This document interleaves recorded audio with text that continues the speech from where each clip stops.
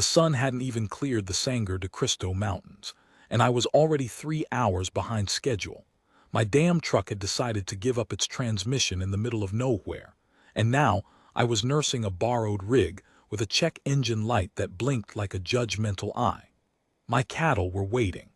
My hired hand was probably drunk by the barn again, and I had exactly zero patience for whatever the universe wanted to throw at me next. But there she was. A woman standing on the shoulder of County Road 47, with 3 little girls huddled around her like chicks under a hawk's wing. Their car was pulled off at a dangerous angle, steam rising from the hood in thin, defeated wisps. The woman was waving, not frantically, not desperate, but with this stiff, measured precision, as if she was still trying to be polite while her world was actively crumbling. I almost didn't stop. Lord help me, I almost kept driving. Because I knew that look. I'd seen it in my own mirror 1,000 times. The look of someone who's been knocked down so many times that they've stopped expecting anyone to offer a hand. The look that says, I'll figure it out, even when there's nothing left to figure. Something caught in my chest, that rusty, seldom used valve that still remembered what it felt like to need help. I pulled over, and that single decision unraveled everything I thought I knew about my life, my land, and the kind of man I'd become. She didn't ask for much, just a ride to the nearest town, a phone call, a moment to catch her breath. She had 3 daughters, ages maybe 6, 8, and 10, with wide eyes and dusty shoes and the kind of quiet that comes from children who have learned not to make noise, not to be a burden. Her name was Maria, and she was running from something worse than a broken-down car. I didn't know that then.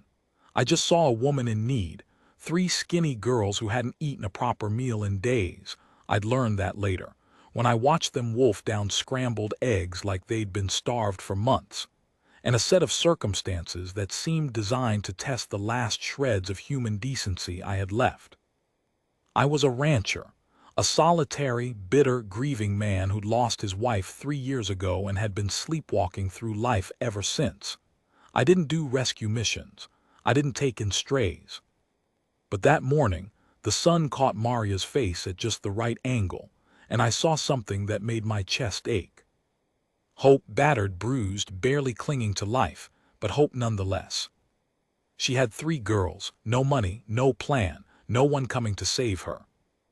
And yet she stood there, straight-backed and steady, trying to wave down a stranger in the middle of nowhere. I pulled over.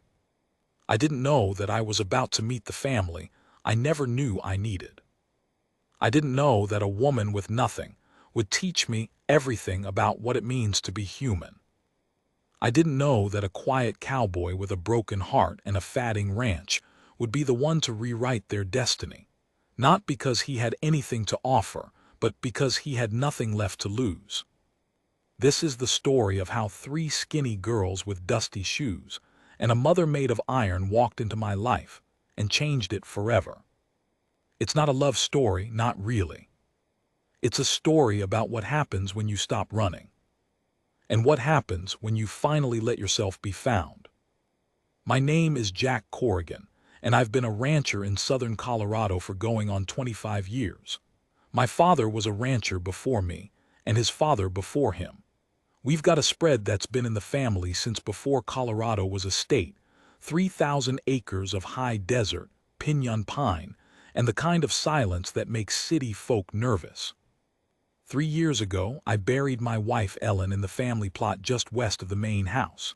She was 46 years old, full of laughter and fire and a stubborn love for this land that matched my own. Cancer took her slow, the way it always does, a retreat from the body, a surrender of territory, a fight she never stood a chance of winning. I'd watched her fade, held her hand when she was too weak to squeeze back, told her I'd be fine, that the ranch would be fine, that everything would be fine, even though we both knew I was lying. After she died, I stopped being a man and started being a ghost. I still ran the ranch, but only because inertia demanded it. I'd wake up at 4 in the morning, feed the horses, check the cattle, mend fences, and go through the motions of a life that felt like it belonged to someone else. I stopped going into town, stopped taking calls from old friends, stopped doing much of anything except working myself to exhaustion so I wouldn't have to think about the empty bed, the silent house, the future that stretched out before me like a road to nowhere. My hired hand, an old man named Clyde, had been with me for 15 years. He'd seen the whole thing play out. The courtship, the marriage, the illness, the death. He knew better than to try and talk to me about it. He'd just shake his head, spit tobacco juice into the dirt, and mutter something about how some men take longer to heal than others. I was one of those men. I didn't even have the energy to feel sorry for myself. That would have required caring about something, and I'd stopped caring about pretty much everything except making sure the ranch didn't fall apart. I'd given up on the idea of joy, given up on the idea of hope, given up on the idea that there was anything left for me in this world except a lonely old age and a burial plot next to my wife. That was my life. That was my whole world. And then, on a Tuesday morning in late September, I met a woman with 3 daughters who'd been forced out of their home, and everything changed. The road to nowhere. County Road 47 is a winding, 2-lane stretch of asphalt that cuts through the most remote part of my property. It's not a road that gets much traffic, mostly just locals, the occasional tourist who's taken a wrong turn, and the rare delivery truck that's too cheap to pay for the interstate. It was a Tuesday morning when I saw the broken-down car. I was driving my old Ford F-150, a 1992 model that's seen better decades, hauling a trailer full of hay for the winter feed. The transmission in my regular truck had given out the day before, so I was using the beater, the one with the cracked windshield, the torn upholstery, and the AM radio that only picked up static. The car was a beat-up sedan, maybe a late 90s Honda, pulled off at an angle that suggested it had been pushed rather than driven. Steam was hissing from the radiator, and the hood was propped open with a bent piece of fence wire. The woman was standing at the back of the car, her hand raised in the universal gesture of someone who needs a ride. I slowed down. The road was narrow, and I didn't want to hit her if she stepped out. And then I saw the girls. 3 of them clustered together like anxious little birds, their faces smudged with dirt and tears. The oldest looked maybe 10, with dark hair pulled back in a tight ponytail and eyes that held a wariness far beyond her years. The middle girl was around 8, clutching a tattered doll like it was the last thing she owned. The youngest couldn't have been more than 6, with big brown eyes and a runny nose and a look of pure, exhausted confusion. The woman, their mother, was young, younger than I'd expected, maybe late 20s, early 30s. Her face was sharp and angular, with deep shadows under her eyes and a set to her jaw that spoke of someone who'd had to be strong for too long. She wasn't just waving. She was signaling with her whole body, trying to make herself as visible as possible without stepping onto the road itself. I pulled over. The truck's engine coughed and sputtered as I put it in park, and I sat there for a moment, watching her approach. She walked with a slight limp, nothing serious, just the kind of uneven gait that comes from walking too far in shoes that don't fit right. "Thank you," she said, her voice breathless and tight. "Thank you so much. I know we're in the middle of nowhere. I know this is a huge inconvenience. I need to get to a phone. I need to call." She stopped, swallowing hard. "Do you have a phone I could borrow?" I looked at her for a long moment. Up close, I could see the damage I'd missed from a distance. The dark circles under her eyes, the cracked lips, the way her hands trembled ever so slightly at her sides. She was thin, too thin, the kind of thin that comes from not having enough to eat. "I got a phone at my place," I said, my voice coming out rougher than I'd intended. "It's about 15 minutes east. You can use it there." She hesitated. Her eyes darted to her car, then to the girls, then back to me. I could see the calculation happening behind her gaze: stranger danger, trust issues, fear. I knew what she was thinking. I was a man, a lone man, in the middle of nowhere. "I don't bite," I said, and I tried to make it sound like a joke. It came out flat. The woman studied me for another long moment, and then she seemed to make a decision. "Let me get the girls," she said. That's how I ended up with 4 unexpected passengers in my truck. A woman named Maria, 3 girls named Rosa, Selena, and little Anna, and a story that was about to turn my entire world inside out. The passenger seat. The truck smelled like hay, horses, and the faint tang of old sweat. Maria sat in the passenger seat with her hands folded in her lap, her posture rigid, and her gaze fixed on the road ahead. The 3 girls were piled in the back seat, squeezed together like they were trying to make themselves as small as possible. I glanced in the rearview mirror and caught the eyes of the oldest, Rosa. She was staring at me with a fierce, protective glare, her small hand wrapped around her mother's seatback like she was ready to spring into action if I made a wrong move. "Rosa," her mother said, and the name was a warning. "Be polite." Rosa's eyes didn't leave mine. "He's a stranger, Mama." "You're right," I said, surprising myself. "I am a stranger, and you should always be careful with strangers. That's smart." Rosa blinked, caught off guard by my agreement. She looked at her mother, then back at me, and something in her expression shifted, still wary but slightly less hostile. "I'm Jack," I said. "Jack Corrigan. I own the ranch out here, been here my whole life." Maria finally turned to look at me. Her eyes were dark, almost black, and they held a depth of exhaustion that made my chest ache. "I'm Maria Alvarez," she said. "This is Rosa, Selena, and Anna." "Rosa's the oldest?" I asked. "Yes, she's 10. Selena is 8 and Anna is 6. I nodded, keeping my eyes on the road. "You folks from around here?" "No," Maria said, and then she said nothing else. I could feel the weight of her silence in the cab, heavy and unyielding. She wasn't going to volunteer information. She wasn't going to explain why her car had broken down in the middle of nowhere, or why she looked like she hadn't slept or eaten properly in weeks. That was fine. I wasn't exactly the world's greatest conversationalist either. The road twisted and turned through the piñon and juniper, and the mountains rose up in the distance, their peaks dusted with the first traces of autumn snow. It was beautiful country, stark and lonely and unforgiving. The kind of country that made you feel small, insignificant, just another speck in the vastness of it all. "The radiator," Maria said suddenly. The radiator overheated. We were low on water and I tried to." She shook her head. "It's not important. I just need to make a call." I waited for her to say more. She didn't. I pulled into the ranch driveway a few minutes later, the truck bouncing over the rutted dirt road that led to the main house. The place wasn't much to look at, a 2-story frame house that had been white once, now faded to a tired gray. The porch sagged in one corner, and the roof had a patch of mismatched shingles where I'd fixed a leak the previous spring. But it was home, the only home I'd ever known. "Here we are," I said, putting the truck in park. "The phone's inside." Maria stared at the house for a long moment. I could see her taking it in, the peeling paint, the overgrown yard, the general air of neglect that had settled over the place like a shroud. "Thank you," she said finally. "Thank you, we won't be any trouble. We just need—" She stopped, and for a moment I thought she might cry. But she pulled herself together, a visible effort that seemed to take everything she had.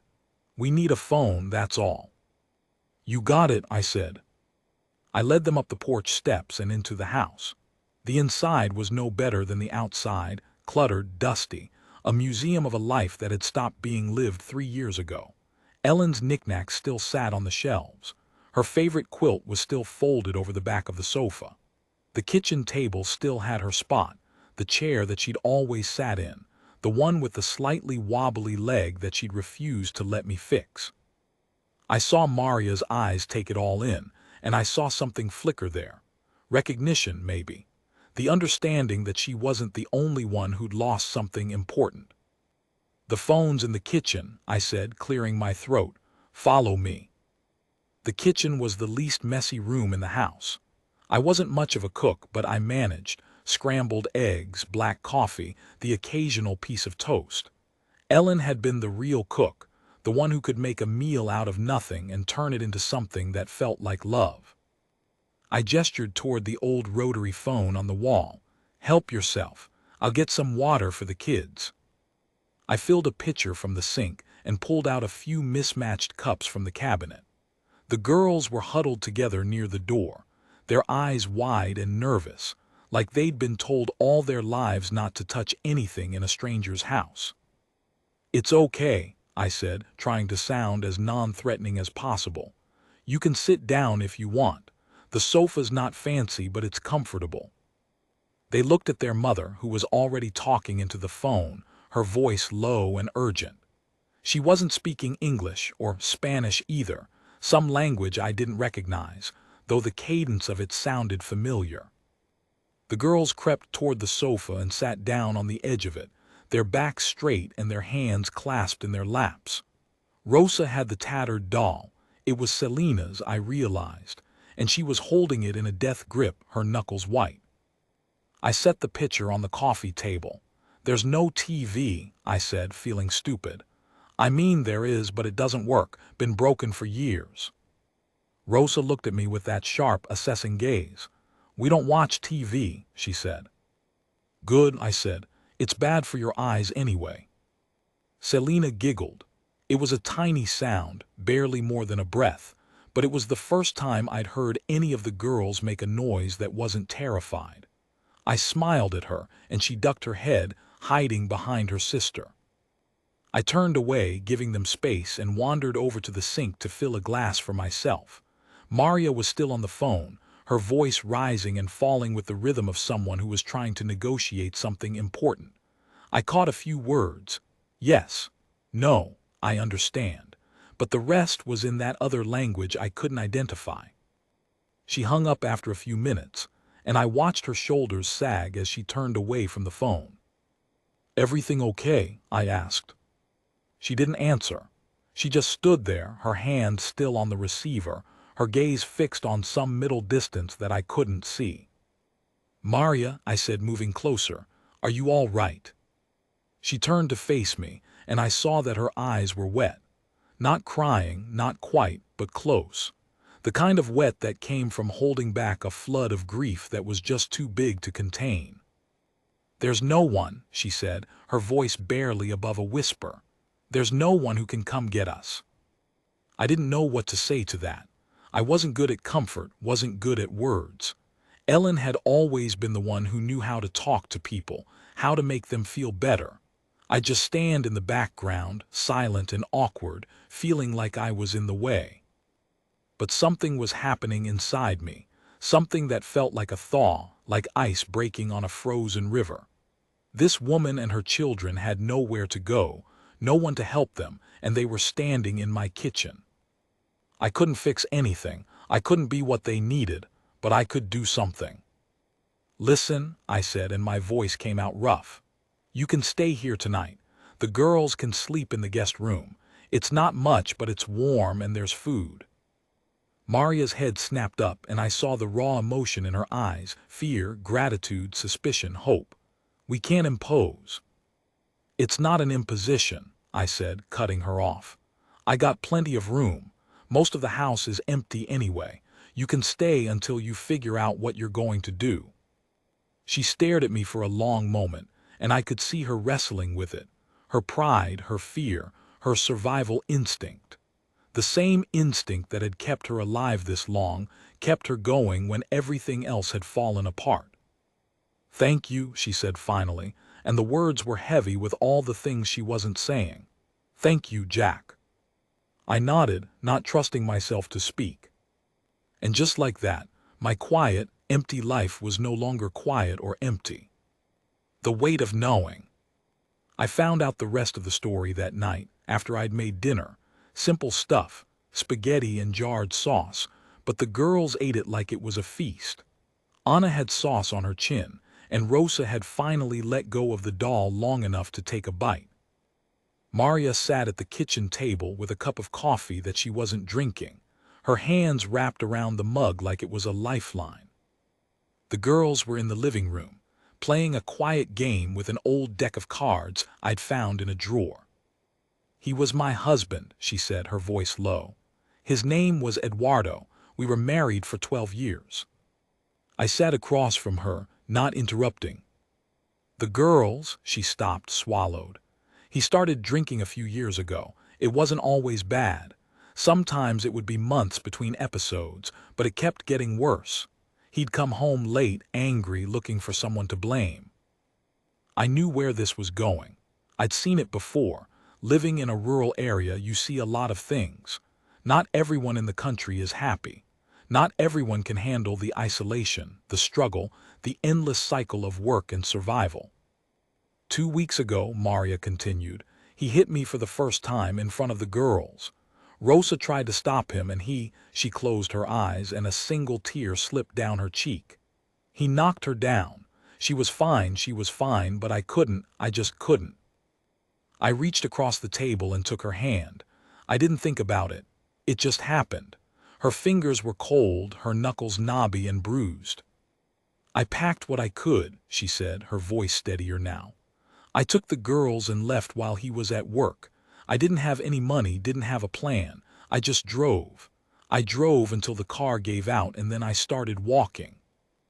I thought about what she'd said about being careful, what she'd made me promise before I'd taken her to a doctor in town to check on her after I'd noticed her limp and her wrist, the way she held her side. I'd thought it was just a reaction, a fight or flight response. It wasn't. It was fear. She'd been running from a man who'd hurt her, running from a life that had turned into a nightmare. She'd been on the road for weeks, living out of her car, trying to survive on nothing. "You're safe now," I said, and I meant it. She looked at me, and for a moment I saw the woman she'd been before all this, the one who'd been young and hopeful and full of dreams, the one who'd loved a man who'd become a monster. "Jack," she said, and her voice cracked, "I don't know what I'm going to do. I have nothing. No money, no job, no family. I can't go back, I can't." "You're not going back," I said firmly.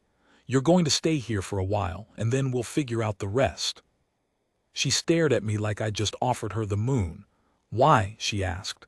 "Why would you do this? You don't even know us."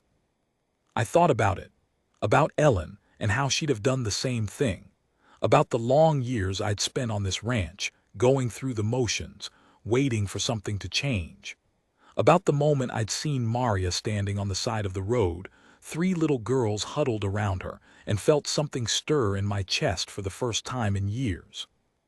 "Because," I said, "everyone needs help sometimes, and I got a lot of empty room in this house." It was a simple answer, but it was the truth. And from that moment on, nothing was ever the same. The first morning. I woke up at 4 the next morning, just like I always did. The habit was so ingrained that I didn't even need the alarm anymore. My body just knew it was time to get up. But this morning was different. The house smelled like coffee and something else, something warm and sweet that I couldn't identify. I padded out of my bedroom and followed the sound of voices to the kitchen. Maria was at the stove, frying something in a skillet. The girls were at the table, still in their pajamas, looking more relaxed than they had the night before. "Good morning," Maria said, and she smiled. It was a small smile, uncertain, but it was the first real smile I'd seen from her. "Morning," I said, feeling suddenly awkward. "You didn't have to do that." "I know," she said, "but you fed us last night. It was the least I could do." I sat down at the table, and Anna immediately crawled onto my lap. I didn't know what to do with her. I wasn't used to children, wasn't used to the easy familiarity they had with each other. She had dark hair and dark eyes, and she looked up at me with that same expression of wariness that had been on her face the day before, but it was softening now, gentling into something that looked almost like trust. "Are you going to be our new daddy?" Anna asked. I froze. Maria turned from the stove, her face flushing bright red. "Anna," That's not, you can't ask things like that. Anna didn't seem to understand what she'd done wrong. But Mama says we're staying here. And staying means we have to have a daddy. That's what Mama said in the car when we were driving. She said we have to find a new daddy. I looked at Maria and she looked at me, and there was so much in that one glance. The weight of everything that had happened, the fear of the future, the small, impossible hope that maybe, just maybe, things could be different. Anna, I said, my voice coming out way too rough, I'm not going to be your new daddy, but I'm going to be your friend. Is that okay? Anna nodded slowly, her brow furrowed like she was trying to understand what I meant. Maria turned back to the stove, and I heard her sniffle. I wasn't sure if it was from the frying pan or from something else entirely. That was the moment I knew I was in trouble. Because I could already feel myself starting to care about these girls. And I hadn't cared about anything in 3 years. The slow healing. The days turned into weeks. At first I told myself it was temporary. They'd stay for a few days, long enough to get the car fixed, long enough to figure out a plan. Then they'd leave, and I'd go back to my quiet, empty life. But the car wasn't fixable, at least not for less than what the old Honda was worth. The radiator was shot, the head gasket was blown, and the mechanic in town had taken one look at it and shaken his head. We can sell it for scrap, he told me, maybe a couple hundred. Maria had taken the news without flinching. She just nodded, thanked him, and walked back to my truck with her shoulders straight and her chin high. I knew she was devastated. I could see it in the way her hands trembled, the way her voice was just a little too steady when she talked to the girls. But she didn't break. She never broke. She started helping around the ranch, mucking stalls, feeding the horses, repairing fences. She was stronger than she looked, and she worked harder than anyone I'd ever seen. The girls helped too, in their own small ways. Rosa was an expert at gathering eggs from the chicken coop. Selena loved feeding the horses. Even little Anna managed to carry a bucket of water without spilling too much. The house started to change. The dust was gone from the corners. The windows were clean for the first time in years. Maria would cook dinner, real meals, not my sad attempts at scrambled eggs and toast, and the kitchen would fill with smells that I'd thought I'd never smell again. It was like the place was coming back to life, like the house itself had been waiting for this. I didn't know how to feel about it, because I could feel myself changing too. The walls I'd built around my heart were starting to crack. Ellen's memory was still there, still strong, still painful, but it was no longer the only thing I could feel. I cared about these girls. I cared about their mother. And that terrified me. The rancher's awakening. The first time I heard her laugh, I nearly fell off the tractor. It was a week into their stay, and I just made some stupid joke about one of the horses, something about how the old gelding was more stubborn than a mule. Maria had laughed, a full, joyful sound that seemed to come from somewhere deep inside her, and it hit me like a physical blow. I'd forgotten what laughter sounded like. I'd forgotten what it felt like to hear something beautiful. The girls had been collecting wildflowers in the meadow beyond the barn, and they'd brought back armloads of purple asters and yellow goldenrod. Maria had put them in a mason jar on the kitchen table, and the sight of those flowers, bright and defiant in that old, tired kitchen, had made my chest ache in a way I couldn't explain. I started paying attention to the small things. The way Rosa would read to her sisters at night, her voice soft and patient even when Anna kept asking questions. The way Selena would hum under her breath while she helped with the dishes, some tune I didn't recognize but that always made me smile. The way Anna would crawl onto my lap without asking, just assuming that I'd hold her, that I'd be there to keep her safe. I wasn't used to being needed. I wasn't used to being important to anyone. But these girls, these 3 skinny girls with their dusty shoes and their wary eyes, were starting to need me. And I was starting to need them right back. The hunt for answers. It was early October, and the first frost had turned the leaves on the cottonwoods a brilliant yellow gold.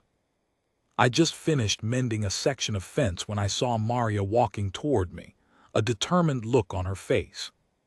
"Jack," she said, "we need to talk."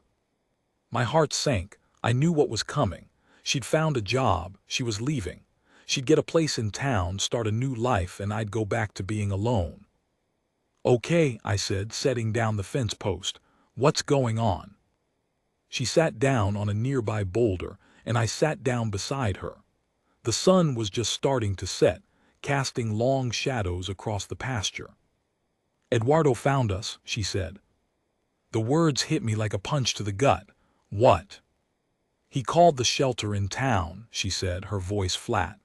"The one we stayed at before we came here. He told them he's coming to get us, that I kidnapped the girls, that I'm a danger to them." "Did they believe him?" Maria shook her head. "They know the truth. They've helped other women like me, but they said he's been making threats. He's told them he's going to find us, and she stopped, swallowing hard. "He's got a gun." A cold fury washed over me, the kind I hadn't felt since Ellen died. This man, this monster, had already done enough damage. He'd hit her. He'd hit his own daughter. And now he was coming to take them back. "He'll have to go through me," I said, and the words came out harder than I'd intended. Maria looked at me and her eyes were wet. "Jack, you don't have to." "Yes, I do," I said. "You and the girls are staying here. That's not up for debate. And if Eduardo shows up, he's going to find out what happens when you threaten people on my land." I'd never said anything like that before. I'd never felt the need to. But now I understood what it felt like to protect someone. And I wasn't going to let anyone hurt these girls. The storm. 2 nights later, Eduardo showed up. I'd been expecting it. I'd spent the last 2 days preparing, checking the security of the doors, keeping my rifle close, making sure the truck was full of gas in case we needed to make a run for it. It was late past midnight when I heard the sound of tires on gravel. I was already awake. I hadn't been sleeping well, and I was out of bed before the car had even stopped. I looked out the window and saw a beat-up sedan in the driveway, headlights still on.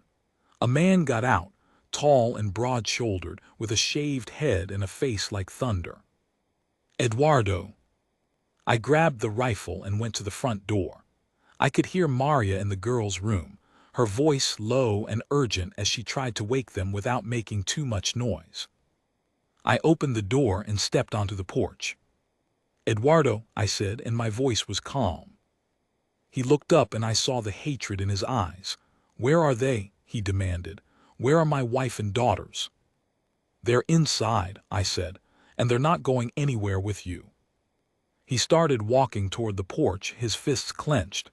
"You have no right." "I have every right," I said, and I raised the rifle. "Take one more step and I'll use this." He stopped. I could see the fury in his face, the rage that was barely contained, but I could also see the fear. "You think you can keep them from me?" he spat. "You think you can just take them?" "I'm not taking them," I said. "I'm giving them a choice, and the one thing I am not going to do is let you near them." He stared at me for a long moment, and then he did something unexpected. He laughed. "This isn't over," he said. "I'll be back with the police. I'll tell them you're holding my family hostage." "Go ahead," I said. "Tell them whatever you want. But while you're gone, I'll be contacting the police myself. I'll be showing them the bruises on your wife's body. I'll be telling them about the DA's office and the restraining order and the way you hit your own daughter." I wasn't bluffing. Maria and I had gone to the county courthouse the day after she told me about Eduardo. We'd filed for a protective order, documented the abuse, started the legal process of keeping him away. The law was on our side. And Eduardo knew it. He cursed, spat on the ground, and got back in his car. He peeled out of the driveway, leaving a cloud of dust and the lingering smell of exhaust. I stood on the porch until the taillights had faded from view. Then I went back inside. Maria was in the hallway, the girls clustered around her. Anna was crying, her face buried in her mother's nightgown. Rosa was staring at me with that same fierce, protective glare, but this time there was something else in her eyes. Respect. He's gone, I said. He's not coming back tonight. Maria sagged against the wall and I saw the tears streaming down her face. Thank you, she said. Thank you, Jack. Don't thank me yet, I said. He might still try something. But I knew deep down that Eduardo wasn't going to be a problem anymore. He'd had his chance. He'd lost. And from now on, Maria and the girls were under my protection. The doctor. A few weeks after Eduardo's visit, Maria started showing signs that something was wrong. She was tired all the time, her face pale, and she'd lost weight despite eating more than she had in years. I convinced her to see a doctor in town. It wasn't easy. She'd been burned by the medical system before, didn't trust doctors, didn't want to be a burden. But I insisted, and finally she agreed. The doctor's diagnosis hit me like a truck. She had a chronic condition, nothing fatal, nothing that couldn't be managed, but something that would require ongoing treatment and medication. I watched the doctor explain it to her, and I saw the color drain from her face. She was already struggling to keep her head above water. Now this. On the drive home, she was silent. I could see the wheels turning in her mind, the calculations happening behind her eyes. I can't afford this, she said finally. Jack, I can't. Stop, I said, cutting her off. You don't have to afford it, I'll take care of it. She turned to me, her eyes blazing with a mixture of anger and gratitude. I can't keep letting you do things for me. Why not? Because I have nothing to give back. I pulled the truck over to the side of the road. I looked at her, at the tears streaming down her face, at the weight of everything she'd been carrying for so long. Maria, I said, you don't have to give me anything. You're the strongest woman I've ever met. You've been fighting your whole life to keep these girls safe. I'm not doing this because I expect something. I'm doing it because, I stopped, not sure how to finish the sentence. Because I'm falling in love with you. I couldn't say that. Not yet. But the truth was there in my heart, and I knew she could see it. The auction. It was the first week of November when Clyde told me about the auction. Whole spread's going up for sale, he said, shoving his hands in his pockets. All man Peterson finally croaked and his kids are cashing out.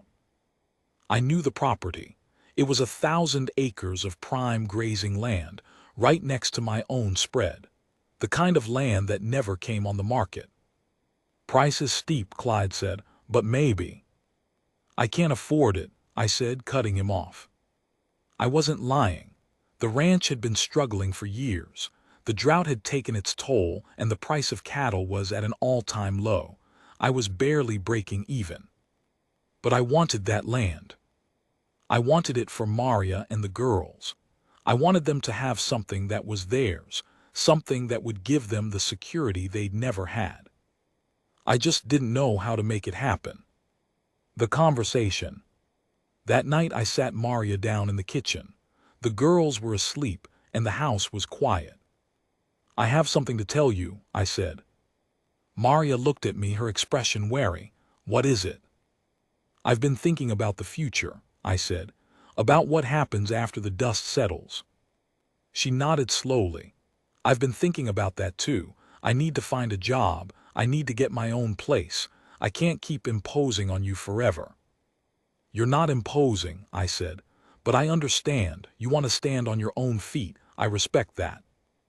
I do, she said, but Jack, I don't know how. I have nothing. No money, no skills, no. I have an idea, I said. The Peterson place is up for auction. 1,000 acres right next to mine. It's good land, really good land. Her eyes widened. Jack, I couldn't possibly afford. I know you can't, I said, but here's the thing, I'm going to buy it. With what money? I'll figure it out, but I'm not buying it for me. I'm buying it for you. She stared at me like I'd lost my mind. You're joking. I'm not joking. I don't understand. Why would you do that? I took a deep breath. Because you and the girls deserve a place to call home. A place that's yours, not mine. Yours. Somewhere Eduardo can't find you, somewhere you can build a life. She was silent for a long time. Then she started to cry. Jack, she said, her voice breaking. I don't know what to say. I don't deserve. Stop, I said, taking her hands. You deserve everything good that's coming to you, and I'm going to make sure you get it. The sacrifice. Buying the Peterson place took everything I had. I had to sell a piece of my own land, a small parcel on the eastern boundary, to raise the money. I had to take out a loan against the ranch, put up my machinery and my cattle as collateral. I had to call in every favor I was owed, ask every friend I had for help. But I did it. The auction was held on a cold November morning. Maria was there, sitting in the back of the room, her hands clasped in her lap. I was nervous, more nervous than I'd been in years. The bidding started slow, then picked up. The price kept climbing, and I could feel my heart pounding in my chest. I thought about what I was doing. I thought about Ellen. I thought about the vows we'd made, the life we'd built together. And I thought about how she'd always told me to be kind, to be generous, to help people when they needed it. I knew she'd approve. I made my final bid, and the auctioneer's hammer came down. Going once, going twice, sold to Jack Corrigan. I'd done it, I'd bought the land. And then I turned to Maria and handed her the deed. Here, I said, it's yours. She looked at me, her eyes brimming with tears. Jack, I can't. It's already done, I said. You can start building your life, your new house, your new start. Nobody can take it away from you. She threw her arms around me, and I held her tight. I could feel her shaking, feel the sobs that racked her body. Thank you, she whispered. Thank you, Jack. I don't know what I did to deserve you. You survived, I said. That's what you did. I held her for a long time. And I knew deep down that I'd never let her go. The new beginning. The winter of that year was the hardest I'd ever known. Snow came early and stayed late, burying the ranch under a white blanket that seemed to swallow everything. The cattle huddled together in the barns, and I spent my days breaking ice on the water troughs, hauling hay, and praying that we'd make it through.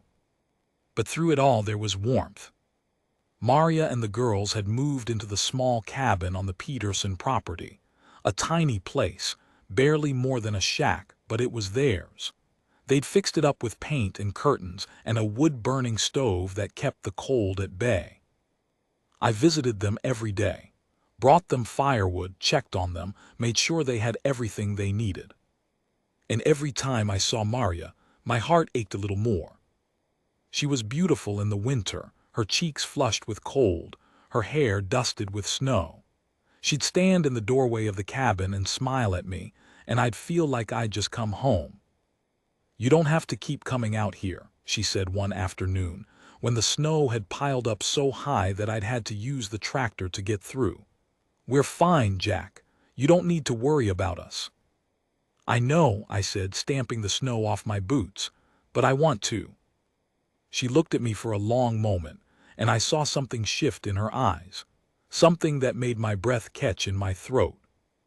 Jack, she said quietly, what are we doing? I didn't know how to answer that, because I'd been asking myself the same question for months.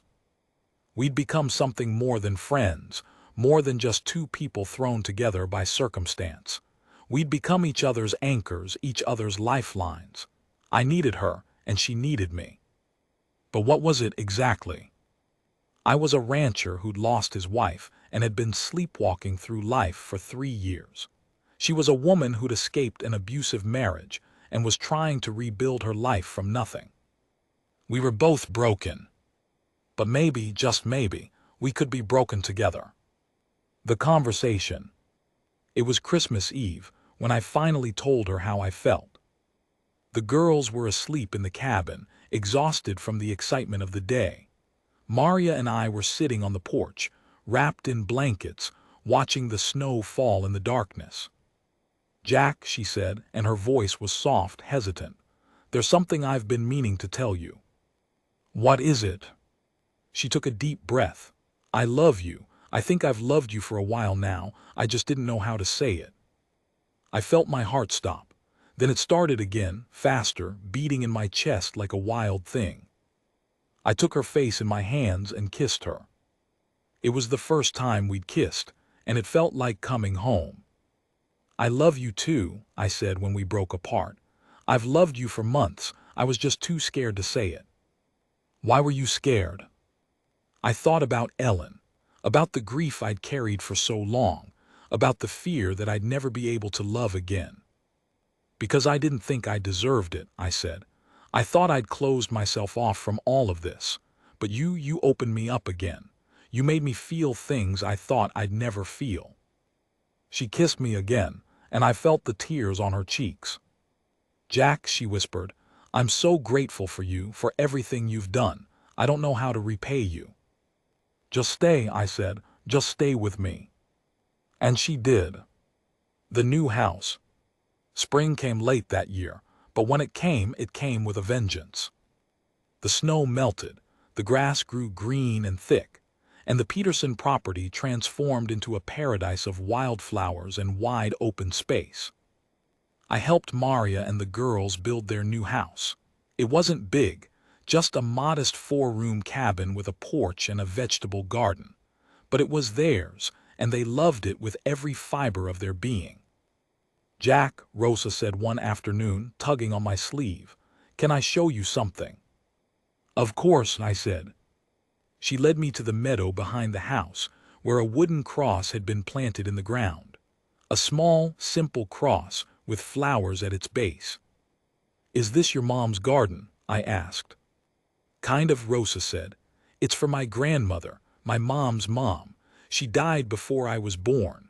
My mom says she was like you, kind and strong and always helping people." I felt tears pricking my eyes. "That's beautiful, Rosa. Your grandmother sounds like she was an amazing woman." "She was," Rosa said.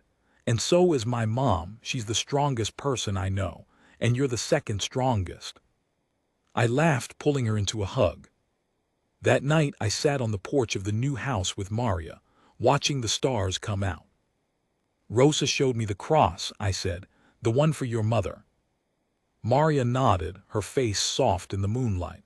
"She was the one who taught me how to fight, how to keep going even when everything seemed hopeless. I think she'd like you, Jack. I think she'd be glad I found you." I pulled her close, feeling the warmth of her body against mine. "I'm glad you found me too," I said. And I meant it. The wedding. We got married in the summer, under a canopy of cottonwood branches in the meadow behind the house. The girls were ecstatic. Rosa was the flower girl, Selena the ring bearer, and Anna, sweet, wonderful Anna, threw petals with an enthusiasm that made everyone laugh. The whole town came. Clyde was there, dressed in his only suit, his eyes suspiciously bright. Even some of the people from the shelter showed up, clapping and cheering as we exchanged vows.